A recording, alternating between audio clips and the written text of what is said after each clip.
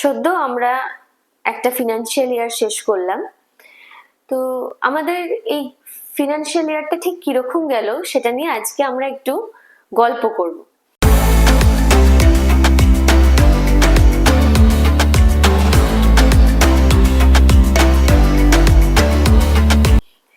তো আমার প্রথম প্রশ্ন, কেমন গেল আমাদের বিগত এই আর্থিক বছর? মোটামুটি ভালোই গেছে, কিন্তু কিছু পজিটিভ, কিছু আমি ঠিক নেগেটিভ বলবো না, কম পজিটিভ এই ধরনের ফিলিং ছিল। মোটের ওপর তুমি যদি বলো তাহলে এই বিগত যে অর্থবর্ষটা আমরা ছেড়ে এলাম, বর্ষটা বেশ মিক্সিং ছিল। আমরা অনেক কিছু নতুন পেয়েছি, পাশাপাশি হারিয়েছি বলবো না, কিন্তু বিগত আর্থিক বছরে আমাদের যে মানে এক্সপেকটেশন ছিল সেই লেভেলের রিটার্ন হয়তো অনেক জায়গায় আমরা করতে পারিনি, কিন্তু আমাদের কাছে বেশ কিছু পজিটিভ বিষয়ও এসেছে।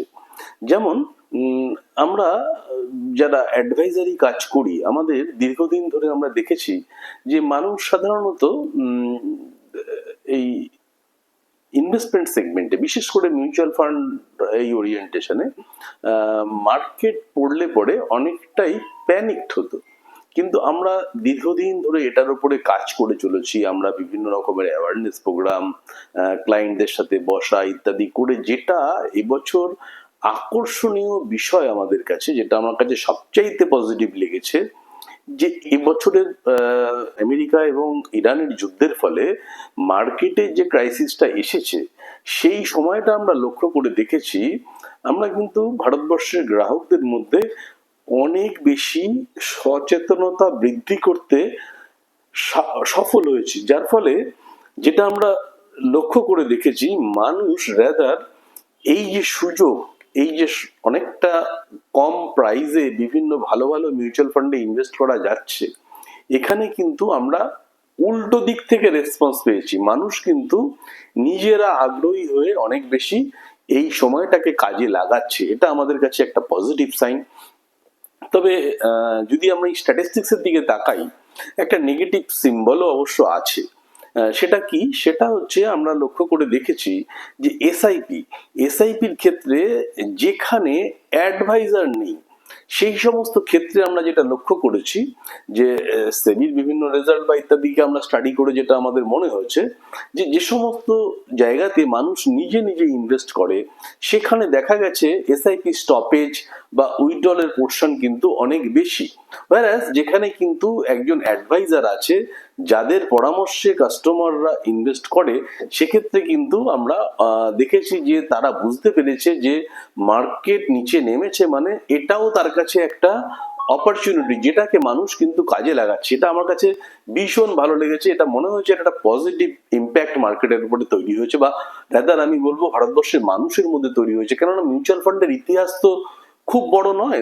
যেমন ধরো আমাদের ইনভেস্টমেন্ট সেক্টরে আমরা যে জিনিসগুলো নিয়ে সাধারণভাবে আমরা কাজ করে এসেছি দীর্ঘদিন ধরে, মানুষ সাধারণত জমিতে ইনভেস্ট করে, গোল্ডে ইনভেস্ট করে, এই যে বিষয়গুলো, এগুলো কিন্তু একটা লং টাইম হিস্ট্রি আছে। যদিও তার রিটার্ন লং টাইমেই আসে, কিন্তু আমরা পূর্বপুরুষগত ভাবেই জেনে এসেছি যে এগুলোতে একটা রিটার্ন আসে।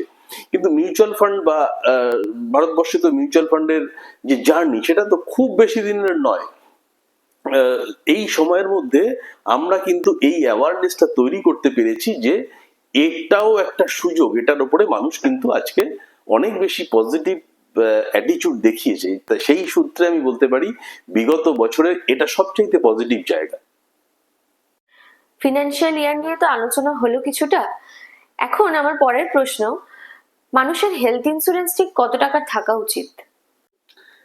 এটা খুব কঠিন প্রশ্ন। অ্যাকচুয়ালি হেলথ ইন্স্যুরেন্স কত টাকা থাকা উচিত, এইভাবে না এটাকে ঠিক ডিফাইন করা যায় না। আমি রাদার যেটা বলবো, হেলথ ইন্স্যুরেন্স কি, মানে হেলথ ইন্স্যুরেন্স করলে কি একটা মানুষ সুস্থ থাকে? তা তো নয়। হেলথ ইন্স্যুরেন্স মানে হচ্ছে আপনার ওয়েলথ ইন্স্যুরেন্স, মানে আপনার সম্পদের উপরে ইন্স্যুরেন্স। আপনি ধরুন আপনি হেলথ ইন্স্যুরেন্স করেননি, তাহলে আপনি কি করবেন? যদি কোনো ধরনের ক্রাইসিস আপনার জীবনে আসে, তাহলে পরে আপনি যেটা করবেন সেটা হচ্ছে আপনি যে ওয়েলথটা ক্রিয়েট করেছেন সেই ওয়েলথ থেকে টাকা নিয়ে এসে আপনি আপনার হেলথটাকে ঠিক করার জন্য আপনার হসপিটালাইজেশনের যে এক্সপেন্ডিচার সেই এক্সপেন্ডিচারটাকে মিট আপ করবেন।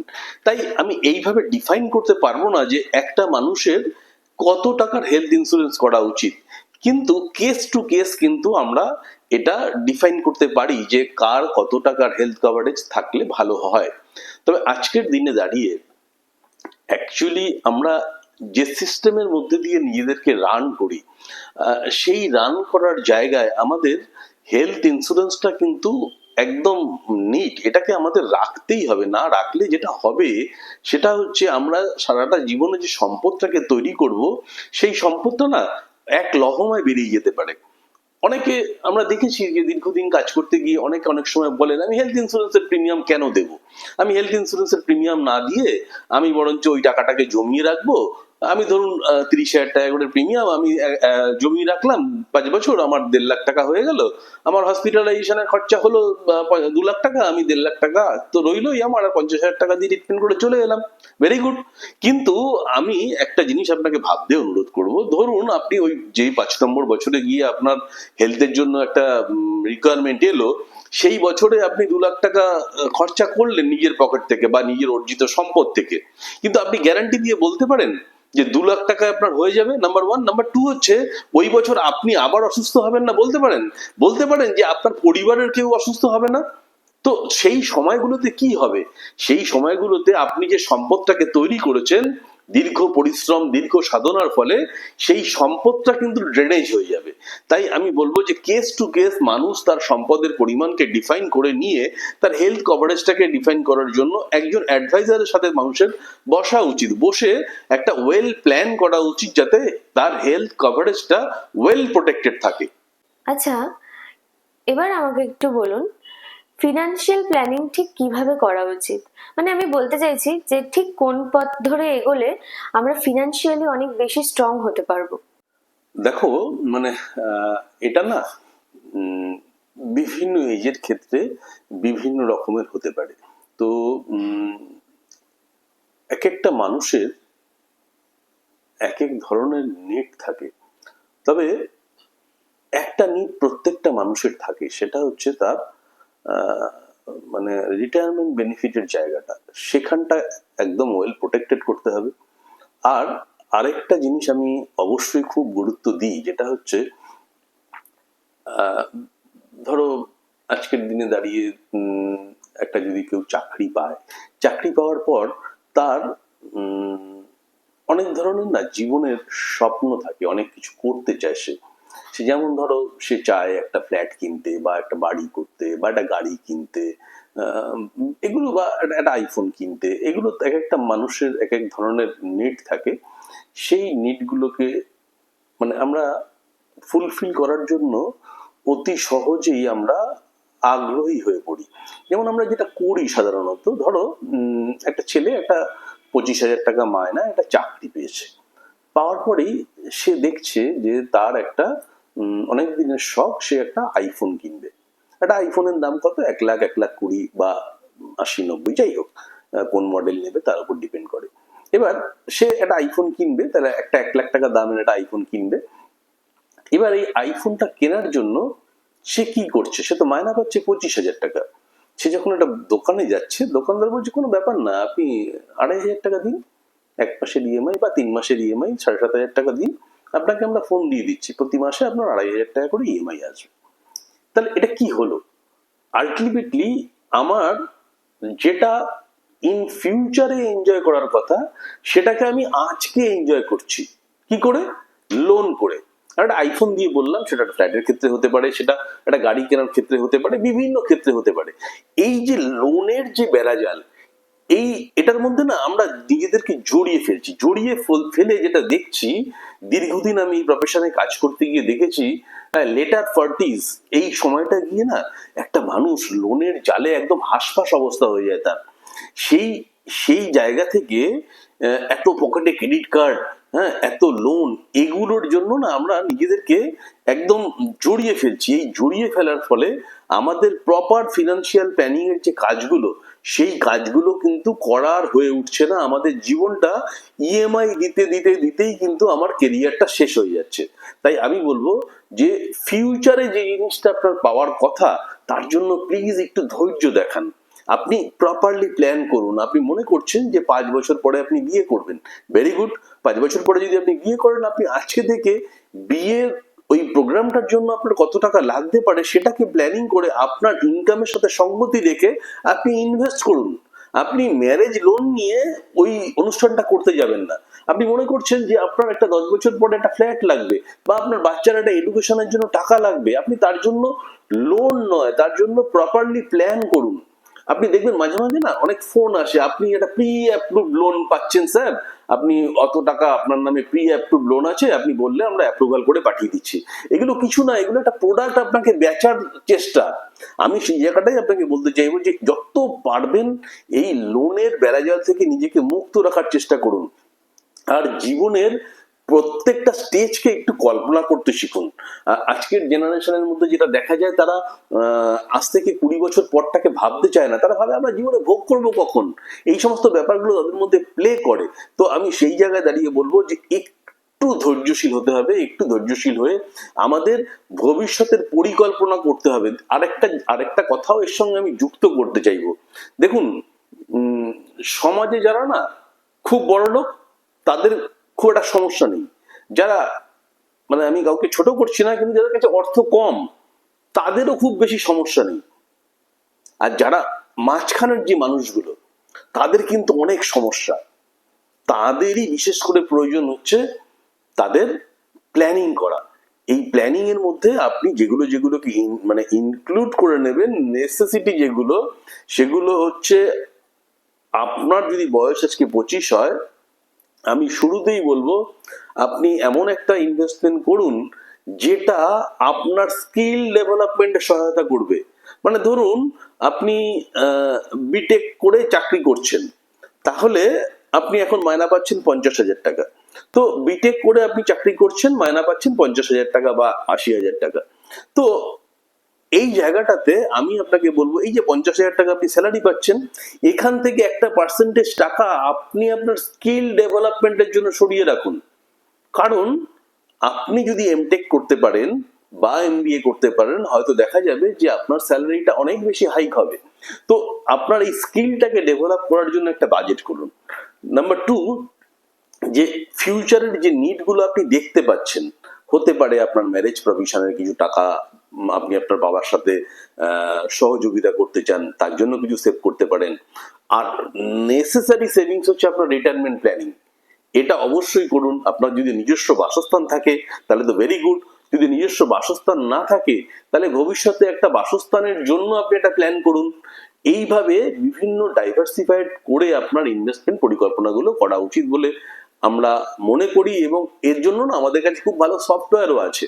আমরা কেস টু কেস বসে এটা আমরা ক্যালকুলেশন করে তাদেরকে সাজেশনও দিয়ে থাকি যে কিভাবে প্ল্যানিং করে এগোলে পরে আমরা আমাদের ভবিষ্যৎ আর্থিক পরিকল্পনাটাকে একটা সুন্দর জায়গায় নিয়ে আসতে পারি।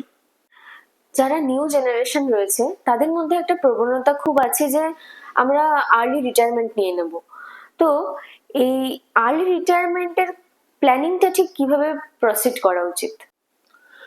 দেখো, মানে আর্লি রিটায়ারমেন্ট এই শব্দটা আমরা আজকাল শুনে থাকি।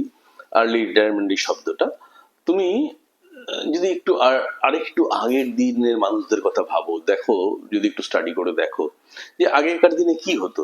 18, 19, 20 বছর বয়সে একটা মানুষ তার কর্ম শুরু করতো, আর জেনারেলি 58, 60 এই পিরিয়ডটাতে তারা রিটায়ারমেন্ট করতো। নিয়ার অ্যাবাউট একটা 40 ইয়ার স্প্যান, তারা 40টা বছর ধরে ইনকাম করতো। আর আজকের যুগে দাঁড়িয়ে দেখো তুমি, বিভিন্ন ধরনের স্টাডিজ, মানে গ্রাজুয়েশন বা পোস্ট গ্রাজুয়েশন ইত্যাদি করতে করতে একটা মানুষের বয়স 23, 24, কোনো ক্ষেত্রে 25ও হয়ে যাচ্ছে তার কর্ম জীবনে প্রবেশ করতে।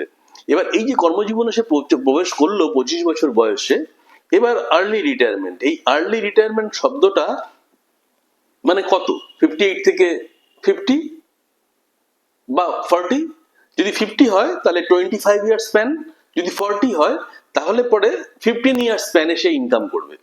এবার একটা জিনিস ভাবতে হবে যে আমরা ভাবছি আর্লি রিটায়ারমেন্টের কথা, এবার আর্লি রিটায়ারমেন্টের সাথে সাথে আরেকটা জিনিসও রয়েছে যে আমি যদি 50তেও রিটায়ারমেন্ট ধরে নিই তাহলে পরে আমাকে আরো কত বছর আমাকে ইনকাম ছাড়া আমার জীবনটাকে চালাতে হবে।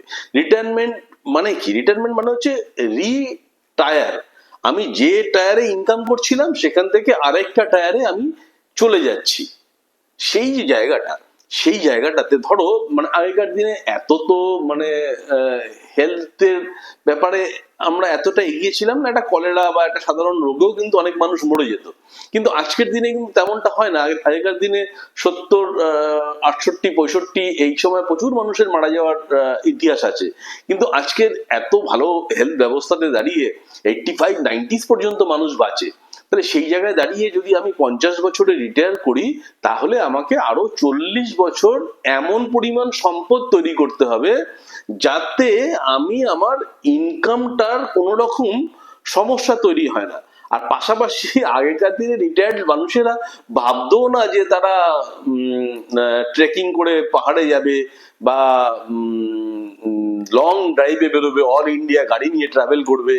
এই ধরনের স্বপ্নগুলোও কিন্তু আগেকার রিটায়ার্ড পার্সনদের ছিল না। কিন্তু এই জেনারেশনের মধ্যে এই ধরনের এক একটা পরিকল্পনাও রয়েছে, যে যেরকম ভাবে সম্ভব সে তার মতো করে তার জীবনটাকে পরিচালনা করবে। কিন্তু একটা জিনিস বুঝতে হবে আমাদেরকে, অনেক সিরিয়াস নোট, একটা জিনিস যেটা হচ্ছে যে যদি আমি 50-এ রিটায়ার করতে চাই তাহলে আমাকে ওই সময় এমন পরিমাণ সম্পদ তৈরি করতে হবে যেই সম্পদ দিয়ে আমার আগামী 40 বছরটা আমি এবং আমার স্ত্রী একদম নির্বিঘ্নে কাটাতে পারি। নির্বিঘ্নে বলতে কি? নির্বিঘ্নে বলতে আমি যে লাইফস্টাইলটা লিড করছি তার সেই পরিমাণ লাইফস্টাইল বা তার থেকে আরেকটু ভালো লাইফস্টাইল। এই লাইফস্টাইল ইনফ্লেশনটাকেও কিন্তু আমাদেরকে মাথায় রাখতে হবে। দেখো আমরা যেটা করি, আমরা সাধারণত আমাদের যে ধরনের ইনভেস্টমেন্টের মধ্যে দিয়ে আমরা যাই, আমরা শুধু ইনভেস্টমেন্টের সাথে ইনফ্লেশনের রিটার্নটাকে জুড়ে আমার টাকাটাকে বাড়াতে চাই। কিন্তু আমি বলবো যে শুধু ইনফ্লেশন না, তার সঙ্গে লাইফ স্টাইল ইনফ্লেশনটাকেও যোগ করতে হবে। দেখো তুমি আজকের দিনে হয়তো এসিতে থাকো না, ঠিক আছে, কিন্তু তোমার আশেপাশে 10টা বাড়িতে এসি আছে। এটা কিন্তু তোমার লাইফস্টাইলটাকে বাড়িয়ে দিচ্ছে, তোমাকে বাধ্য হতে হচ্ছে এসিতে থাকার জন্য। আমি একটা উদাহরণ দিলাম মাত্র। এ ধরনের অনেক কিছু আজকের ফেসবুক, ইনস্টা এইসবের যুগে দাঁড়িয়ে তুমি লাইফস্টাইলটা তোমার বাড়বে না, এটা তো হবে না। তো সেই জন্য আমার একদম স্পেসিফিক্যাল পরামর্শ, যে এটা শুনতে খুব ভালো লাগে, সেলিব্রিটিরা অনেক সময় বলে থাকে যে আমি আর্লি রিটায়ার করে যাব, আমি আর্লি রিটায়ার করে গিয়ে আমি আমার লাইফটাকে এনজয় করব। দেখো এটা না, ওদের লাইফের শুধু ভালো দিকটা আমরা দেখছি, ওদের জীবনেরও কিছু অন্ধকার দিক আছে যেগুলো কিন্তু আমাদের কাছে আসে না। আমরা সেটা শুনে নিজেদেরকেও পরিকল্পনা করছি আমিও অতদিন কাজ করব না, আমি খুব তাড়াতাড়ি রিটায়ার করে নিয়ে আমার জীবনটাকে এনজয় করব। আমরা এনজয় করতে বারণ করছি না, কিন্তু পাশাপাশি আমরা যেটা বলছি প্রপার প্ল্যানিং করে আমাকে কিন্তু এগোতে হবে। প্রপার প্ল্যানিং মানে কি? প্রপার প্ল্যানিং মানে আমি কৃপণতা করব? কৃপণতা করে কিন্তু বড়লোক হওয়া যায় না। তুমি দেখো যারা ভালো আছে তারা কিন্তু কেউ কৃপণতা প্রকাশ করে ভালো নয়, তারা প্রপারলি প্ল্যান করে ইনভেস্টমেন্ট করে গেছে, প্রপারলি প্ল্যান করে জীবনটাকে চালিয়েছে। তাই কিন্তু তারা আজকে তাদের জীবনের যে যে স্বপ্নগুলো আছে সেই স্বপ্নগুলোকে কিন্তু ফিল করতে পারছে। তাই আমার মনে হয় একজন ভালো ফিনান্সিয়াল অ্যাডভাইজারের সাথে একজন মানুষের বসা উচিত, বসে তার স্ট্যাটাস অনুসারে তার লাইফের কথাগুলো সেই ফিনান্সিয়াল অ্যাডভাইজারের সাথে আলোচনা করা উচিত।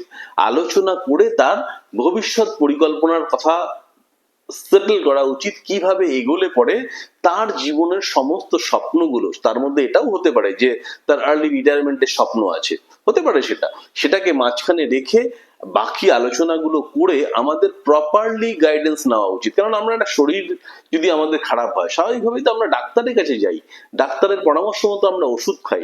সিমিলারলি আমি যদি মনে করি যে আমি ওয়েল এনাফ, যে আমি আমার ভবিষ্যৎ পরিকল্পনা নিয়ে, আর্থিক পরিকল্পনা নিয়ে আমার যথেষ্ট জ্ঞান আছে, তাহলে আপনি আপনার নিজেরটা করে নিন।